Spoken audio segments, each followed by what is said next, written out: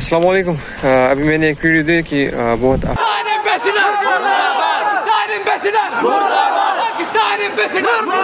افسوس ہوا کہ پاکستان ایمبیسڈر کے پیچھے اس طرح غلط نعرے لگا رہے تھے پاکستانی اسٹوڈنٹس. تو یار اس مشکل وقت میں آپ سب نے ایک دوسرے کا ساتھ دینا ہے، کیونکہ وہ ایمبیسی میں تقریباً زیادہ سے زیادہ ہوں گے 10 بندے ہوں گے. 10 بندے 10,000 لوگوں کو کنٹرول نہیں کر سکتے، یاد رکھے، کیونکہ اس میں ورکرز ہے، اسٹوڈنٹس ہے، مختلف بزنس مین، ہر قسم کے لوگ ہیں.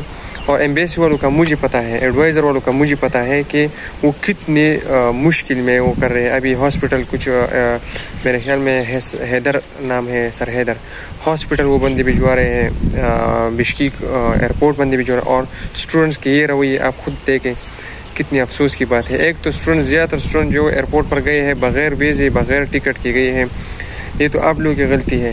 یہ تو ایئر لائنز ہوتے ہیں، یہ تو انٹرنیشنل سسٹم ان کا ہوتا ہے سیکیور.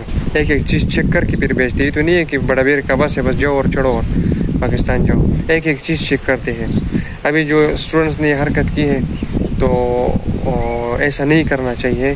آپ سب نے ایمبیسی والوں کا ساتھ دینا چاہیے. ایمبیسی والے ہمارے ساتھ دیں گے، ہم سب نے ایمبیسی والوں کا ساتھ دینا ہے، کیونکہ ہم ایک دوسرے کے ساتھ کوآپریٹ کریں گے تو کام ہوگا. ادھر وہ کام کر رہے ہیں، وہ بیچارے اس طرح بھاگ رہے ہیں ایک جگہ دوسری جگہ، وہ پاگل ہو گئی ہے قسم سے.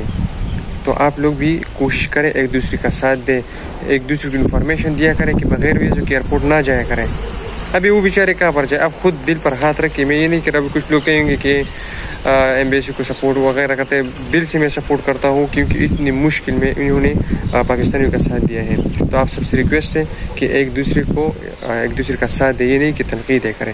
اس ویڈیو کو اپنے دوستوں کے ساتھ شیئر کریں. دعا میں یاد رکھیے گا. اللہ حافظ.